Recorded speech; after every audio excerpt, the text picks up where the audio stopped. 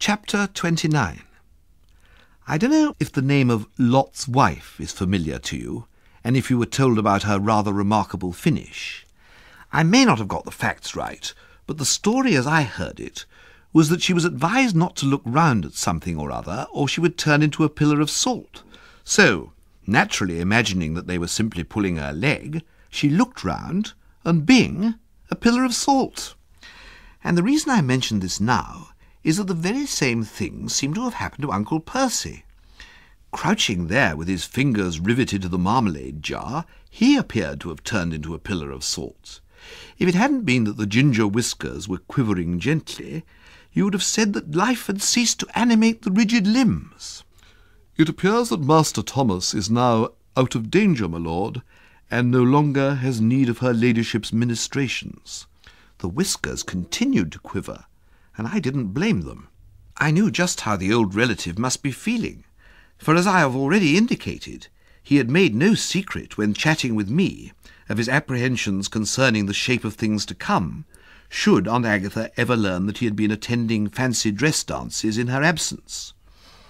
The poignant drama of it all had not escaped Nobby either.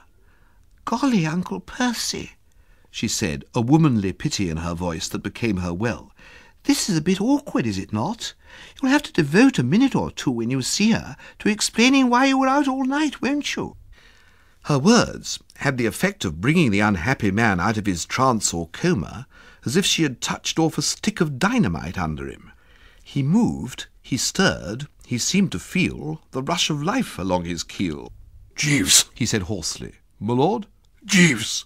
"My lord?" Uncle Percy shoved out his tongue about an inch, moistening the lips with the tip of it.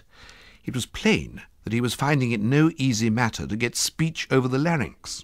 "Her ladyship, Jeeves, tell me, is she by any chance aware of my absence?" "Yes, my lord. She was apprised of it by the head housemaid. I left them in conference. You tell me his lordship's bed has not been slept in," her ladyship was saying. Her agitation was most pronounced. I caught Uncle Percy's eye. It had swivelled round at me with a dumb pleading look in it, as if saying that suggestions would be welcomed. "How would it be," I said, well, one had to say something, "if you told her the truth?" "The truth?" he repeated dazedly, and you could see he thought the idea a novel one, "that you went to the ball to confer with Clam." He shook his head. "I could never convince your aunt that I'd gone to a fancy dress ball from purely business motives. Women are so prone to think the worst." "Something in that." "And it's no good trying to make 'em see reason, 'cause they talk so damn quick. No," said Uncle Percy, "this is the end. I can only set my teeth and take my medicine like an English gentleman." Unless, of course, Jeeves has something to suggest. This perked him up for an instant. Then the drawn, haggard look came back into his face, and he shook the lemon again, slowly and despondently. "Impossible. The situation is beyond Jeeves." "No situation is beyond Jeeves," I said with quiet rebuke. "In fact," I went on, scrutinizing the man closely, "I believe something is fermenting now inside that spacious bean. Am I wrong, Jeeves, in supposing that I can see the light of inspiration in your eye?" "No, sir. You are quite correct. I think that I may, perhaps, be able to offer a satisfactory solution of his lordship's difficulty." Uncle Percy inhaled sharply.